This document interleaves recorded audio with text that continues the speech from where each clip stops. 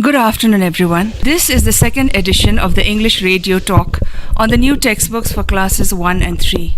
I am Roshan Pradhan, and with me is Bunit Basneth. We are members of the textbook development team. Hello everyone, it's me Bunit. We welcome you to this orientation on the new textbook of English class 1 to 3. We hope it will be useful to you. It will be great if you are listening to us with a pen and a notebook by your side to jot down some few points.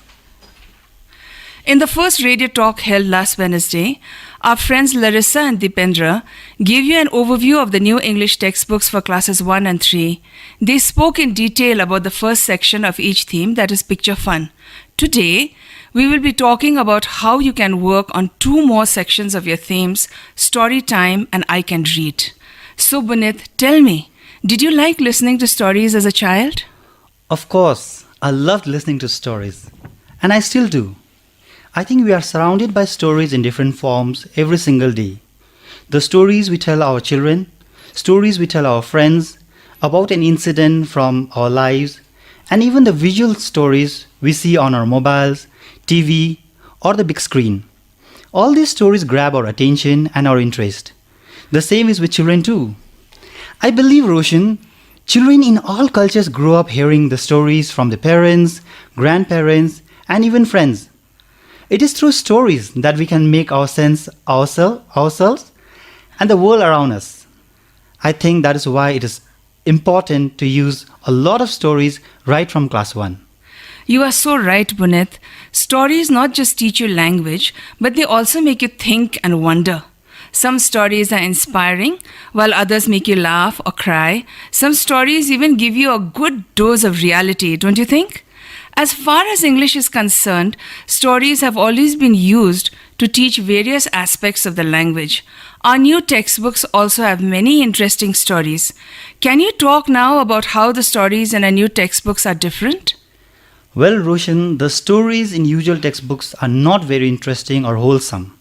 They are usually lifted from other books and shortened to suit the class. This removes the very essence of the story and makes it dry. You know, the names of the characters and the types of situations given in the textbooks are also unfamiliar. And most of the stories are generally moral stories which can be boring. Sometimes children just want to have fun and enjoy a story. In our new textbook, the first thing you'll notice is the stories are of diverse topics which children love, like the food they eat, their wishes, superheroes, the games, and so on. The second thing is that many of the stories are Sikkim specific. You will find stories set all over Sikkim dealing with situations that children both urban and rural can easily identify with. In class 2, there is a story, The Giant Potato. It is set in Lachung, where Doma discovers a gigantic potato in a field. The villagers all come together to help Doma pull the potato out, and Doma shares the potato with the whole village. Then in class 3, in a theme titled Heart, there is a story set around a local heart day.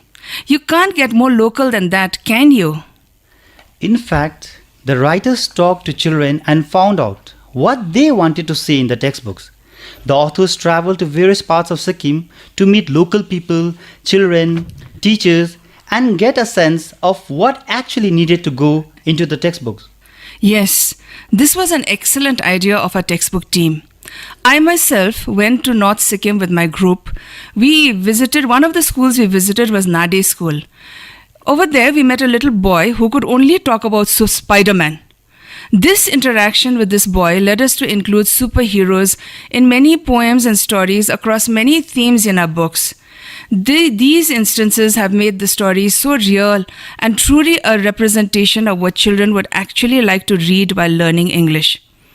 The stories also keep the directives of the National Curriculum Framework, NCF 2005, in mind, which advocates a smooth transition between the world of the home and the world of school by giving space to the child's identity and interests while teaching. This makes the school experience less stressful for the child. We must also remember that our children come from backgrounds where there is usually very little or no English spoken at home. So therefore, local words are liberally used throughout the book so that children learn new English words which are related to them. For example, even the names of the characters are mostly local, like Maya, Laden, Sonam, Tashi, Puchung, Amla, Ama, Boju, Pala. There are references to local cuisine like momo, zero, silroti, phale, and even jhalmuri. These are things that are so familiar for children, and this is extremely important in the primary classes, don't you think? When children connect to the story and enjoy it, they also talk more about it when you ask questions. Think of how much vocabulary children can develop simply by reading and talking about stories. Well, that's a good point, Roshan. I'd like to gently remind the teachers that this is not a license to teach in the home language. It is a tool to make the books more relevant to them and to children. Sometimes as a teacher, we get so engrossed in explaining the story that we forget to use English. We should select the key words and phrases from the stories and use them in classroom. Otherwise, children will never be able to pick English at all. Good point, Bunit. And all the stories address many of the burning issues of the day.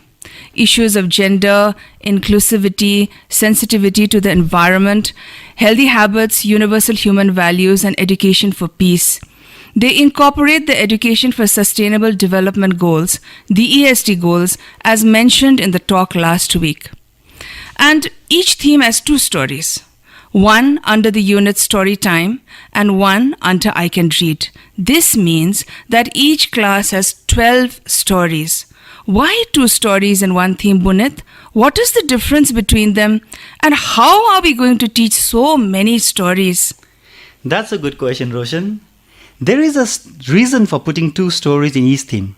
The stories in the story time are longer and complex. They are followed by questions and activities that lead to children to think, talk, and write. These stories are to be read out by the teachers. I Can Read stories are much simpler, with many words and phrases used repetitively. As the caption states, these stories are for children to read by themselves and enjoy. Now, Bunit, shall we talk about how to deal with story time in the classroom? Yes, Roshan. To make it simple, we can divide the teacher's responsibility here into three specific areas: pre-reading activity, while reading activity, and the post-reading activity. Pre-reading activity refers to what she can do before the actual reading.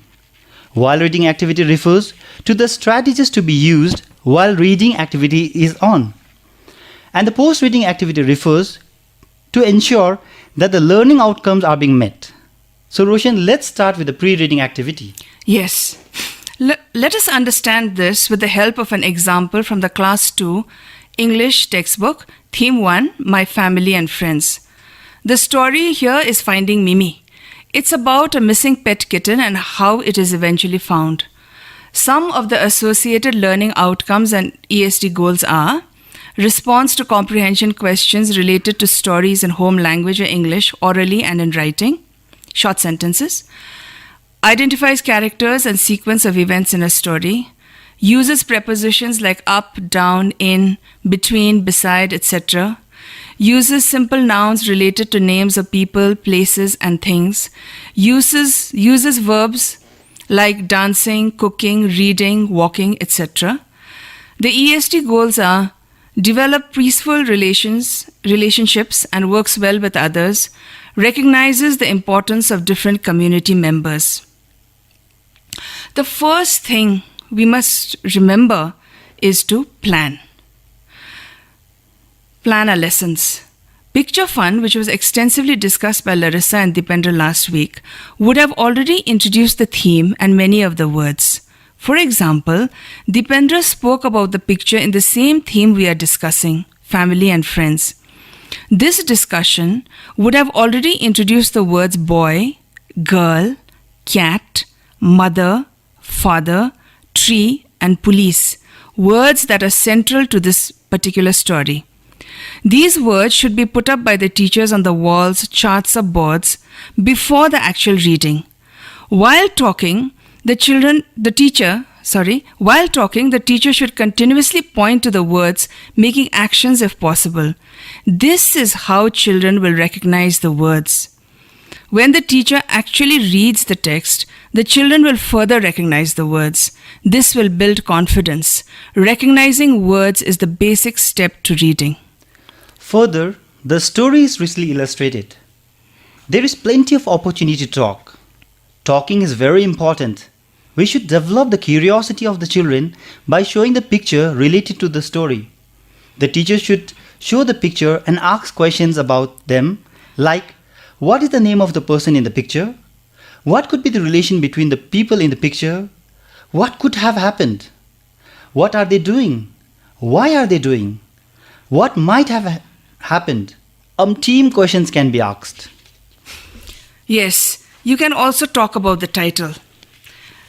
You can point to the title, for example, Finding Mimi. Then you can ask, who is Mimi? Who do you think is Mimi? The correct answer obviously is the cat. But the children might say it's the girl or the mother. The teacher will write the answers on the board. She will accept all the answers and say, let's read and find out. In the second paragraph, it is mentioned that Mimi is the kitten. Here, the teacher can now ask again, so who is Mimi? Pre-reading activities are all about getting familiar with words, asking questions about illustrations, pictures, and the title to arouse the children's interest. It is very important to write their answers on the board so that they can associate the spoken word with the written word. In short, there should be plenty of planning, talking, and writing on the board. Yes, we cannot emphasize the importance of planning more than this. Now let's talk about what teachers should do while reading the actual text.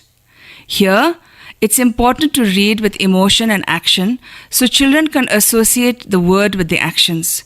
To show you how, I will now read a short passage from Finding Mimi. I quote, Maya and Raju were very sad. They sat under a tree. They sat silently. Soon they heard a soft mew mew coming from above. Bhalu started barking, bow wow, bow wow, bow wow. They looked up the tree. On the topmost branch sat Mimi looking very scared. Unquote. So in this passage, there are words like sad, scared, which can be easily enacted. We can also ask the children to enact these words. There are animal sounds that you can make. Ask children to do the same. You will have a noisy, fun class and your children will learn to enjoy the story. Children will want to read, and this is our aim. Make children want to read. It is important to use a lot of action and expression and modulate your voice and pace of reading to arouse their interest. You can even use different voices for different characters. This way, reading does not become mechanical, and children will become emotionally involved in the story. This is our objective. While reading, you should also ask prediction and hypothetical questions. In this way, you will engage them in reading, though they are not actually reading. By using questions, by creating suspense, you can sustain the interest of children. This adds on to comprehension, even when many words are not known to the children. Yes, for example, the third paragraph says Mimi was missing, and I quote from the text, Yesterday morning, Mimi was missing. She did not come to have a food. She was not on the sofa. She was not under the bed. She was not behind the curtain. She was not inside the cupboard. She was nowhere to be found. Unquote. So that after this, reading this, the teacher can always ask, where do you think the kitten is? This is a prediction question. You can further ask, if you were Maya, where would you have looked? This is a hypothetical question. While you read the passage, further in the story, one line reads, On the topmost branch sat Mimi looking very scared. We can ask a question, how did the cat get up on the tree?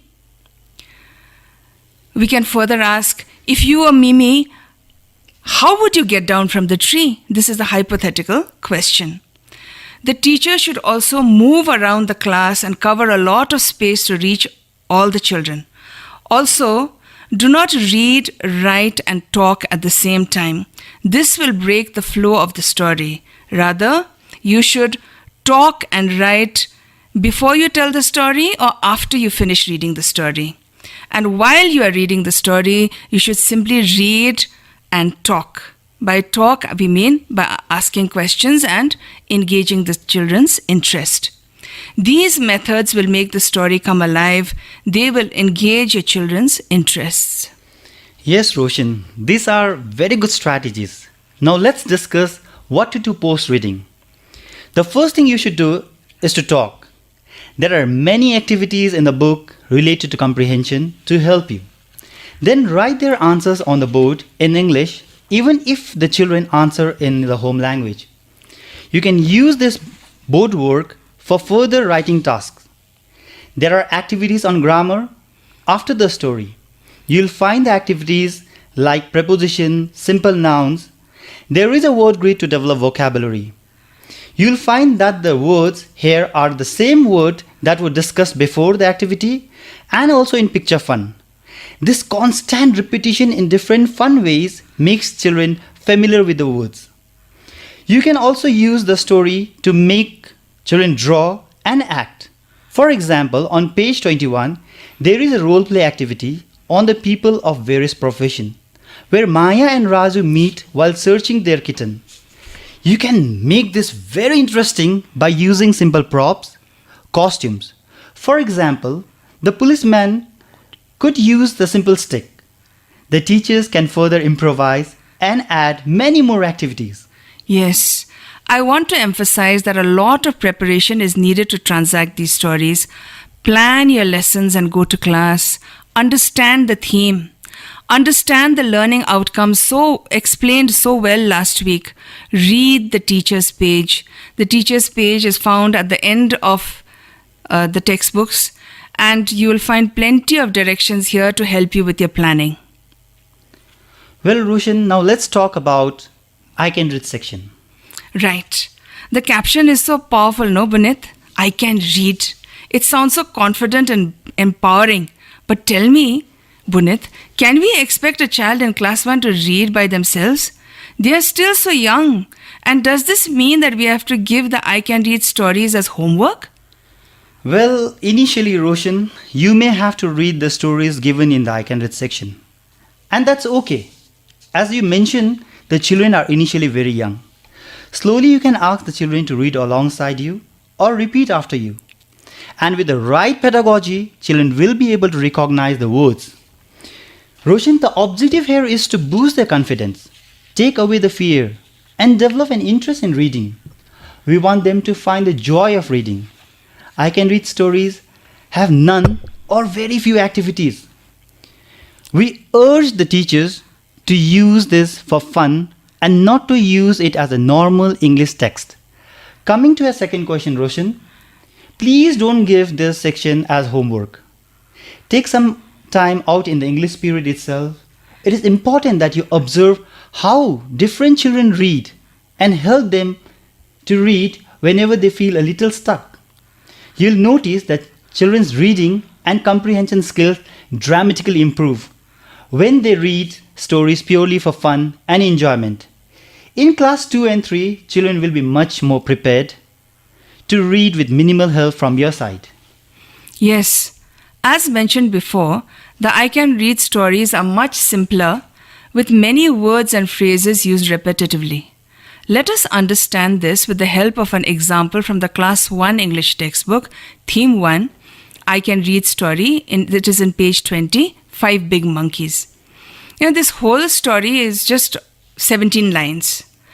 And the words big and monkeys are repeated 8 times. The phrases drumming on a tree, broke his knee, one fell down, the sounds ah and ouch are repeated 7 times. And the numbers from 1 to 5 are mentioned. Now the numbers, the children at this stage will already know many of the numbers, especially from 1 to 5. And the other words are words that the child already knows. But we have to help them associate the sound with the written word. We can again do this by enacting the word and continuously pointing to the words written on the board or a chart in the book. It's also very easy to enact words like monkey, big, drumming on a tree, broke his knee, isn't it? Yes, Roshan. Even I think you can open the book, show the title, and talk about that too. This will prepare the children for what they are going to read and make the story little more familiar and easy to read. You can also choose to read aloud the first few paragraphs of the story and let the children read the rest. Of course, as we have already discussed, you should move around the class and help children read whenever required. This will help you to keep a tab on reading skills of all of your children. Yes, and further, these stories are also richly illustrated. In fact, many of them are in comic format to arouse and engage their interest. Children can connect the words to the pictures. We have been very careful to use words that a child is already familiar with. In the last talk, we spoke about how to read pictures in the picture fun section. Our friend Deependra highlighted that we should talk about pictures given with the stories too. You can point to something on the picture and ask, what is this? What is the monkey doing? Where is the monkey sitting? There are so many questions that you can ask about the monkey's size, the colors, the numbers. So many questions that you can ask. And there are no activities after 5 big monkeys. As mentioned earlier, please do not treat this as comprehension. It is simply for reading. We should talk about the story with the children, but we should not deliberately try to teach anything through this story. Children may pick up few words from I Can Read story and get a chance to practice the words which they have already learned. But we should not test children on these stories. Yes, that is very important. Not to test the children on these stories. These stories are simply for fun and enjoyment. So this example that we have given, Punit, I think should really help our teachers understand the I Can Read section and why it is given in the textbook. Imagine the excitement of the child as she connects the written word, the sound, the action and the picture. Slowly the child will realize, wow, I can read. Yes, Roshan, as you know, we have already discussed, in I Can Read text are very short and repetitive, especially in class 1 and 2. Teachers can easily make a short story charts and big books to help children to read further. Yes, that's a very good idea. So let me explain what a story chart is. A story chart is the whole story written out on a chart with pictures and hung on the classroom walls. And you might wonder, how can I put the whole story in a book, a whole story in a chart? Well, why not when the story is only about 15 lines, 10 lines or 17 lines? So when you have the story in a chart on the walls in a larger format than it is in the textbook, your children will be able to connect more with the story. They will relate to the thing that they see on the walls and connect it with the book. This will enrich their experience. A big book is the small story magnified into a large book with enlarged print. Where will you get this? Well, teachers have to make their own. They can easily do this by either drawing or photocopying the picture from the book. For a class of up to 20 to 30 children, the teacher can easily keep the children around her and read aloud, pointing to the words and taking breaks to ask questions and allowing children to ask questions, making space for their comments. We must remember that children in our schools do not have access to spoken English in their homes. We can fill this gap by using big books and taking time out to read to the children using such teaching learning materials. So after we make the big book and we use this in the class, then we can say that the same stories in your books What fun it will be for the children. It will make them want to read and explore further. Now in this time of the lockdown, when we are all at home, can we not make big books using taking the stories from our textbooks? We have plenty of time. You simply need chart paper, you need felt pens or coloring pencils, and you can make the big books to be ready when your school starts after the lockdown. Well, Roshan, that's a good idea. Roshan, so far we have discussed how the stories came to our book. We have discussed story time, I can read, how to deal with those stories in our classroom. We have even discussed about the activities like post-reading, pre-reading, while reading, how to frame questions, the prediction questions, hypothetical questions, comprehension questions, and even the activities, there are lots of activities to support our comprehension text. So Roshan, so far we have discussed what the teachers are supposed to do. Now I think it's high time for us to discuss what teachers are not supposed to do. That's a good idea, Punit. So teachers, here is a list of don'ts. Number 1, don't start the lesson without planning and preparation. Make your word charts, write on the board, make TLMs like charts and big books. Prepare your questions before you go to class. We can't stress enough how important planning and preparation is for you to transact these lessons effectively. Once you plan and go to class, don't discourage children by pointing out wrong pronunciation. And don't reject the responses of the children, however absurd. Our objective here is to get children to talk. Talking is one of the first precursors to learning. Without talking, your children will never be able to learn. Without their talk, you will never be able to understand them. So please do not reject the responses of the children. However crazy it may be, however ridiculous it may be, listen to what they have to say and let them freely express their ideas. Our objective is to help children learn in creative ways. Children cannot learn in a silent classroom. Then, don't read the story mechanically. Use a lot of action and expression. Modulate your voice and pace of reading to arouse their interest. We have already discussed how to do this. Using different voices, modulating your voice, using different voices for different characters, enacting the stories, using props. So all this will help you to arouse the interest of the children.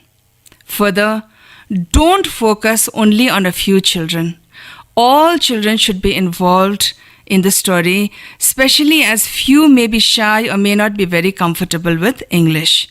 And when you use techniques like big books and story charts, you will find that you will be able to involve the children more in your lessons. Another don't is, don't stay only in one part of the classroom or in front of the classroom. Usually as teachers, we just stand in front of the classroom and go blah, blah, blah, blah, blah. This is not to be encouraged at all. We should move around and cover a lot of space to reach all the children. When you stand in front of the class, you will realize that you're missing the reactions of many of the children on the sides of the class. When you move around the class, you will be able to engage all the children in a more fruitful manner. Another don't finish the reading activity quickly, but give ample time for children to explore the story and pictures on their own. And please encourage them to ask questions about the story. There is plenty of space in the textbooks for children to ask questions, encourage their questions, entertain their questions.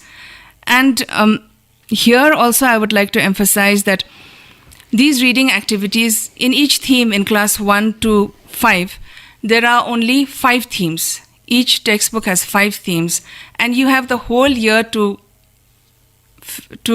transact the 5 themes. So a story time it will not it is not something that is going to happen in one period or two periods. It will take you nearly a week. Use at least a week to transact the whole story. And this way you will find that you will be more effective. Another don't read the story continuously. Ask questions and entertain the answers. We have already talked about the kinds of questions you can ask. This is very important, don't transact the whole lesson in home language. Encourage the children to talk in English. Even if they talk in the home language, your response should always be in English.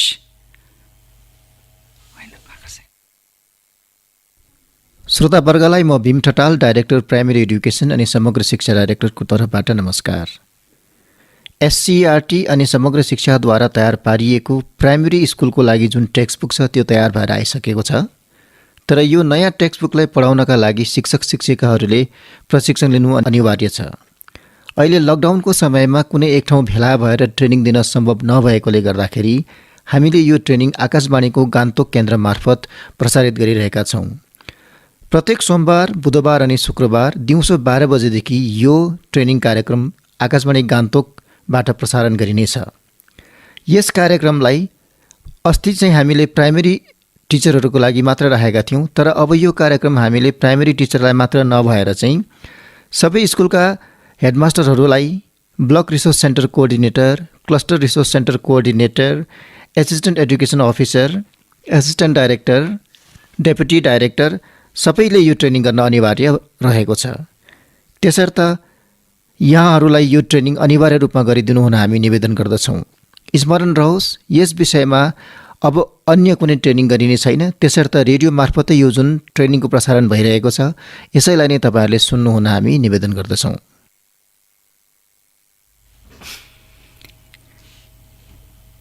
So we were talking about what not to do in the classroom, and we were talking about not speaking, not transacting the whole lesson in the home language.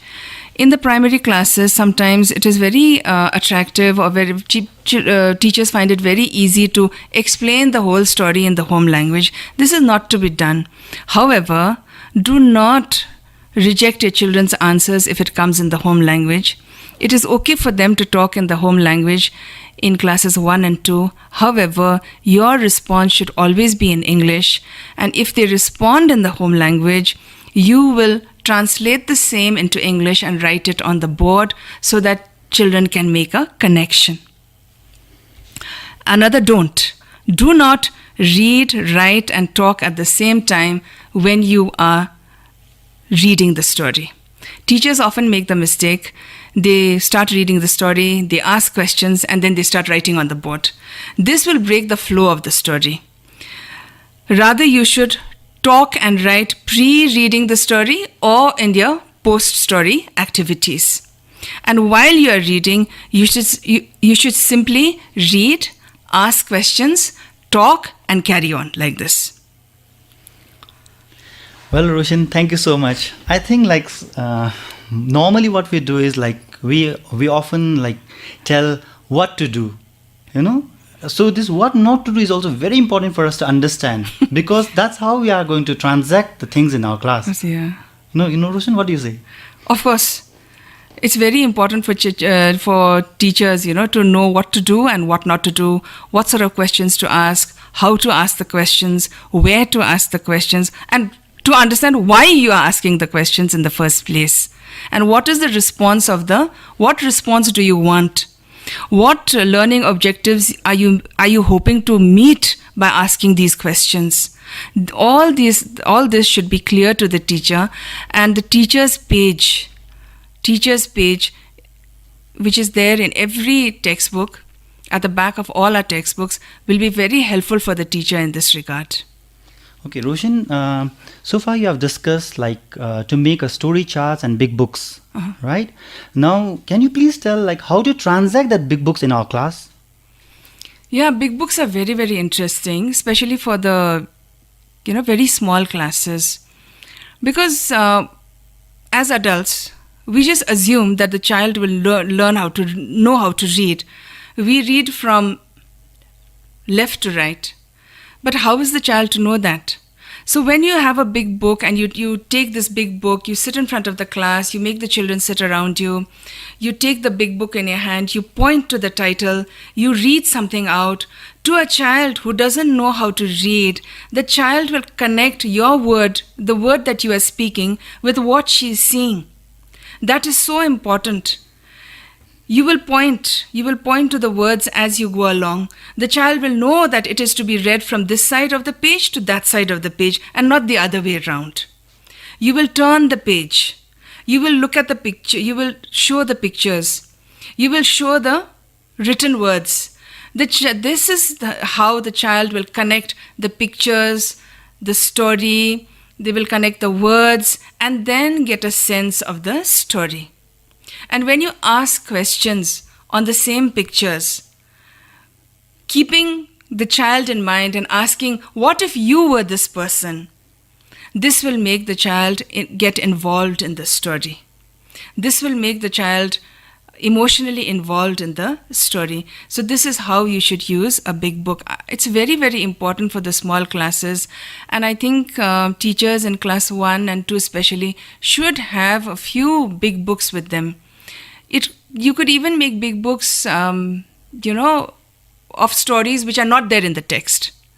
And you could use it in your classes to just tell stories.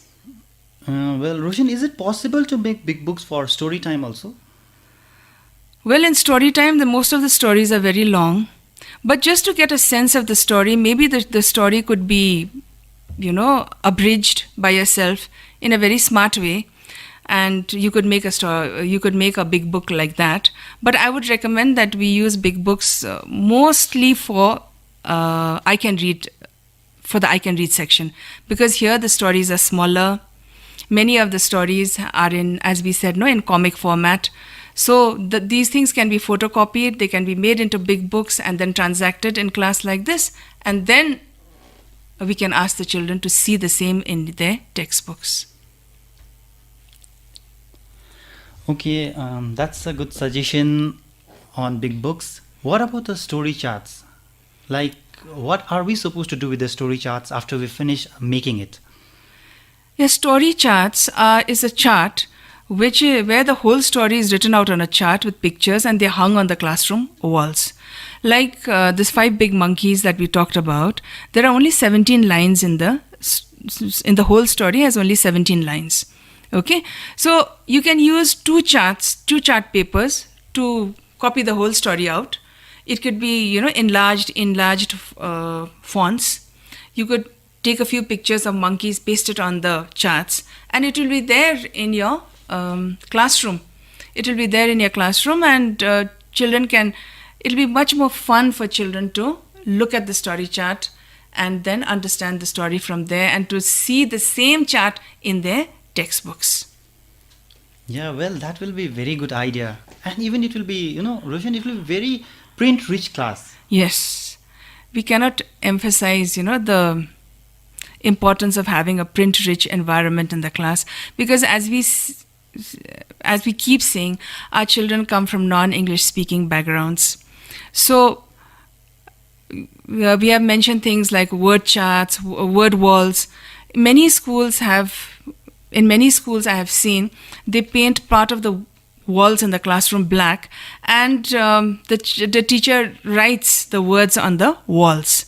So before you start a lesson, maybe you could take the words from the text, the words that you are going to encounter in the text. It could be written on the charts, it could be written on the walls, and the children could keep referring to the words while you are talking and relate it with your actions.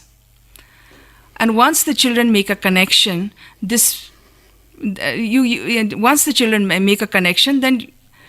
that's it. What more can you want from that? Well, we have almost come to the end of our conversation.